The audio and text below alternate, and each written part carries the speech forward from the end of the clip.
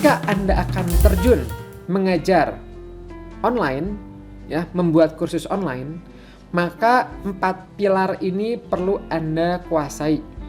Pilar pertama adalah diri Anda sendiri sebagai pengajar, sebagai teachers, ya, sebagai coach, ya, sebagai trainer, baik itu pemahaman materi, kemampuan mengajar, baik itu authority-nya terhadap materi kursusnya, ya, timnya dan sebagainya. Yang kedua adalah produk. Anda harus sukses juga di sini. Produk itu adalah produk kursusnya nanti apa, ya, menyusun materinya seperti apa, kurikulumnya seperti apa, alurnya seperti apa, penempatan atau pemberian harganya bagaimana, nggak boleh terlalu murah, nggak boleh terlalu mahal, kemudian ada nggak supportnya, kemudian ada nggak garansinya dan sebagainya. Itulah yang kedua. Yang ketiga, pilar ketiga adalah Anda harus menguasai marketing.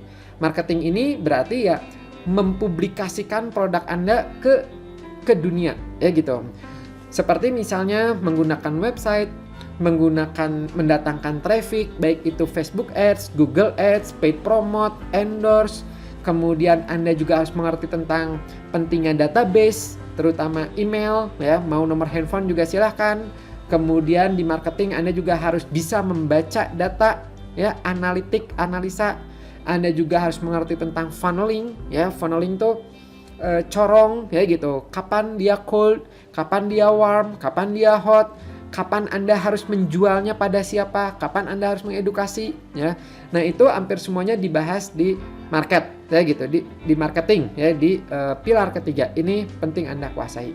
Dan pilar keempat adalah target market Anda atau calon siswa Anda.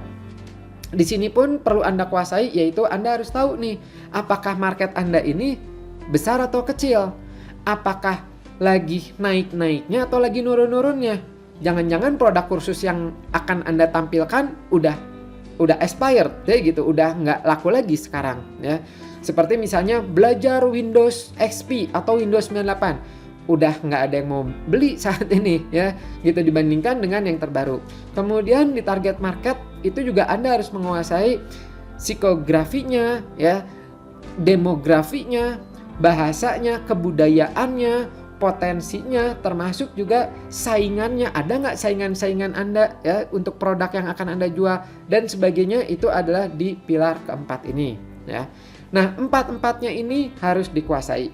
Karena apa? Karena kalau salah satunya aja ada gagal, contoh misalnya yang pertama, Anda produknya bagus, Anda marketingnya bagus, marketnya banyak, tapi Andanya nggak ngerti sama materinya, Andanya nggak bisa ngajar, maka nggak akan jadi-jadi di itu. Jadinya adalah gagal.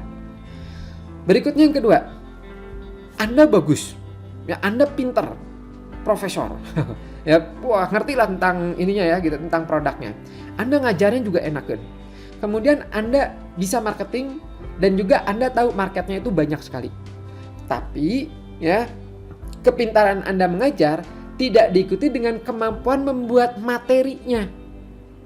Kan ada tuh yang pintar tapi nggak bisa bikin kurikulum, nggak bisa bikin materi, ya. Ya, berarti ini juga gagal, ya.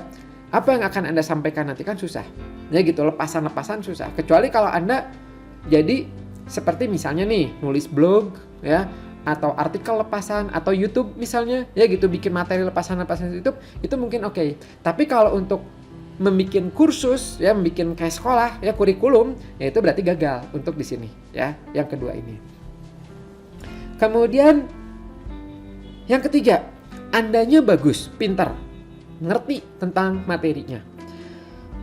Produknya bagus juga, ya. Anda sudah bisa kurikulum, Anda tahu tentang cara menentukan garansi, cara membuat diskon, cara menentukan harga dan sebagainya udah oke, ya, supportnya ada dan sebagainya.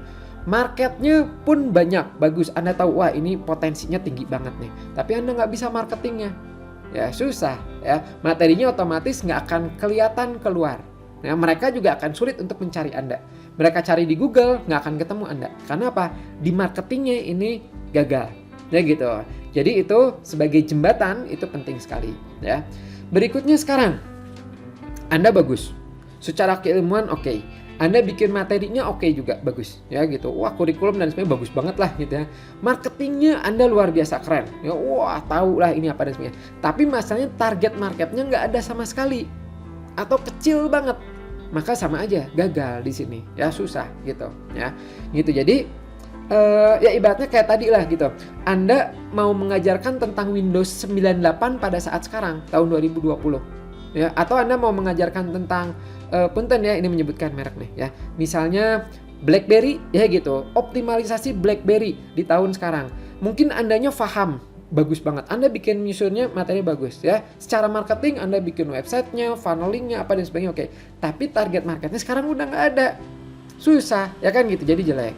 Nah sehingga untuk sukses di mengajar online, di membuat kursus dan sebenarnya di berbagai bidang lainnya ya gitu, itu empat-empatnya harus sukses. Empat-empatnya harus Anda perhatikan ya. Jadi kelihatannya mudah, oh kayaknya gampang ngajar online, tapi tidak semudah itu ya, tidak boleh diabaikan, tidak boleh dianggap remeh ya. Karena apa? Produk yang bagus ya itu tidak bisa terjadi begitu aja ya, harus diperencanakan, harus disusun dengan baik ya gitu. Dan ketika produk itu bagus biasanya lebih awet ya, lebih luar biasa. Salah satu modeling saya itu adalah Steve Jobs ya. Steve Jobs itu luar biasa sekali, dan berulang kali beliau itu ditanyakan, Steve Jobs, apa pendapatmu tentang market shares dibandingkan dengan Windows, di mana Windows itu kan market shares-nya besar banget. Nah Steve Jobs itu selalu menjawabnya itu sama, yaitu gini, saya ini fokus saya itu adalah menciptakan produk terbaik ya, produk yang bagus ya, yang mana saya sendiri tuh bangga untuk memberitahu ke orang-orang, saudara atau siapapun itu untuk membeli produk ini ya. Jadi fokus dia adalah menciptakan produk yang terbaik ya. Makanya dia nggak pernah tuh bikin pakai layer-layer ya. Oh kalau mau yang harganya segini bisa, tapi nggak pakai ini, nanti RAM-nya berbeda, ini berbeda ya gitu. Wah ini berbeda. Nanti kalau bayarnya lebih mahal, nanti dapatnya ini. Nanti yang premium ini nggak ya. Dia itu hampir semuanya itu satu harga saja. Kecuali paling beda cuma di kapasitas ya gitu, gigabyte-nya cuma seperti itu. Tapi secara fitur keseluruhan lainnya itu sama. Nah gitu. Karena apa? Dia ingin memberikan yang terbaik. Ya. Dan apa jadinya? Jadinya produk-produk dia menjadi contoh buat produk-produk lain, dan kualitasnya orang yang makainya pun itu puas ya gitu. Kang Afif pakai produknya enggak ya. Saya pakai yang lain. Tapi untuk filosofi Steve Jobs tersebut itu saya sangat salut sekali ya gitu. Jadi saya sarankan Anda juga demikian ya. Anda kuasain dengan diri Anda, passion Anda, bikin produk yang bagus ya, pelajari marketingnya, pelajari marketnya, insya Allah Anda akan sukses.